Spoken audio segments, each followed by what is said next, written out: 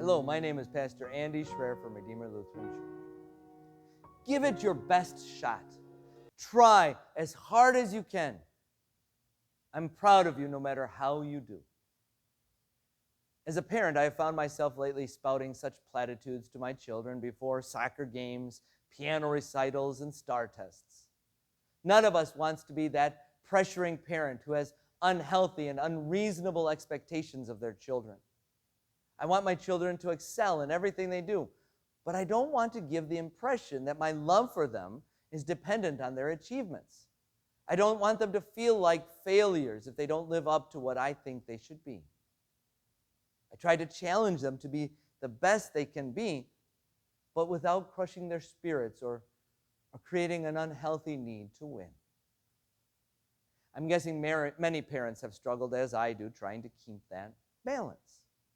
And I think it's interesting to note how our Heavenly Father deals with us, His children. Because God has great expectations of us. When it comes to His commandments, God doesn't tell us to try as hard as we can. He doesn't say, give it your best shot. God is not proud of you no matter how well you obey His commandments. God says, be perfect. Good enough is not good enough. Your best effort simply doesn't cut it. God expects His children to live perfect lives of love. Jesus often spoke about what it means to be His follower. It means sacrifice. It means commitment. It means giving up everything for Him.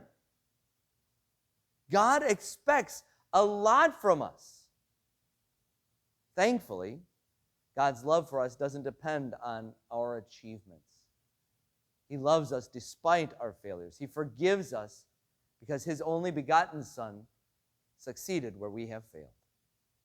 Jesus, our brother in humanity, lived up to His Father's expectations in our place and suffered the humiliation of our failures.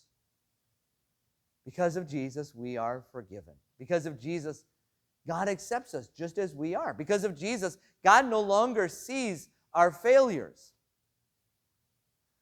But forgiveness doesn't mean that God lowers His expectations. God doesn't tell us, I forgive you, so it doesn't matter what you do. No, He still says, be perfect. He expects sacrifice and commitment from us. Being a child of God is not a part-time job we do just on the weekends. Yet as Christians in our country today, I believe we have lowered our standards. We expect less from ourselves, from our children, and from others.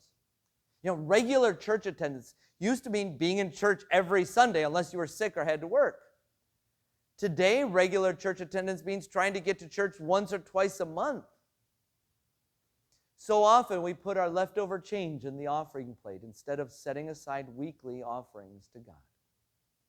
Many Christian parents no longer make their kids go to Sunday school or memorize Bible passages. They no longer pray daily with their children or have family devotions. And then they wonder why their children stop going to church when they get older. And we claim we don't want to turn our kids off to God by pushing too hard. The answer, however, is not to lower our expectations. The solution is not to water down our faith.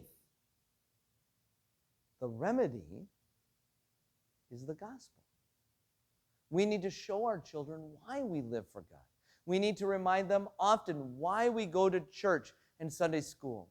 We need to help them see God's amazing grace that loves and forgives sinners like you and me.